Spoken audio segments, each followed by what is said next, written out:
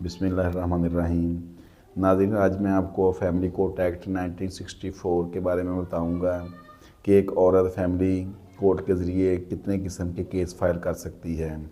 First of all, एक औरत जब अगर उसका कोई लिटिगेशन बन जाता है अपने मियाँ के साथ, तो जो औरत होगी उसको हम मदैया कहते हैं, और जिसके खिलाफ वो केस करेगी वो उसका खामद होगा, जिसको हम मुद्दाला कहते हैं। यानी मदैया मुद्दाला के ख़िलाफ़ फ़र्स्ट ऑफ़ ऑल एक दावा तनसीख इनका दायर कर सकती है, एक दौर का केस कर सकती है जिसको हम हक महर कहते हैं वापस लेने का, एक मेंटेनेंस का केस कर सकती है कि खर्चा मांग सकती है अपने मुद्दाला से, अपने खामद से, जितनी देर उसकी वो निकाह में रहती है।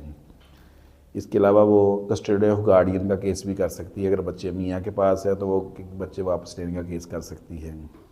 इसी के अलावा properties belonging to that of wife, personal property, यानी कि अगर कोई और कोई चीज़ है औरत के मुतल्लिक़ है वो उसका भी क्लेम कर सकते हैं, उसका अलहदा से दावा दायर किया जा सकता है। इसी तरह एक फैमिली केस में होता है, उसको ऑब्जेक्टिट्यूशन ऑफ मैरिज का केस कहते हैं, जिसको ना दावा तकसीम निकाह कहते हैं।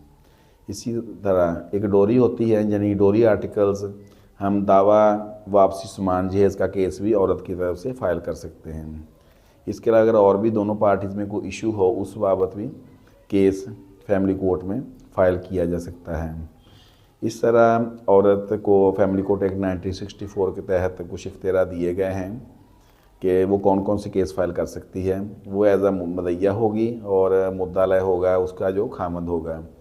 अगर दावा समान जहेज़ वापसी का हम लोग करते हैं तो उसमें मुद्दाला में उसका वालिद, उसका भाई, उसकी वालदा, अगर उस घर में और जो लोग भी रहते हों यानी जिनके कब्ज़े में वो सामान जहेज़ हो, उन लोगों को भी पार्टी रखा जा सकता है, उनके खिलाफ भी वो दावा दायर हो सकता है सामान जहेज़ का।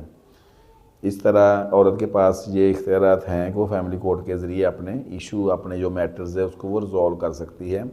वो फैमिली कोर्ट से रजू करेगी, केस फाइल करेगी, और ये जितने भी केसेस हैं ये इकट्ठे भी फ़ाइल हो सकते हैं और ये अलग-अलग शक्ल में भी फ़ाइल हो सकते हैं कि जिस तरह आप एक केस है वो फ़ाइल करते हैं, वो डिग्री हो जाता है, दूसरा कर सकते हैं, तीसरा कर सकते हैं।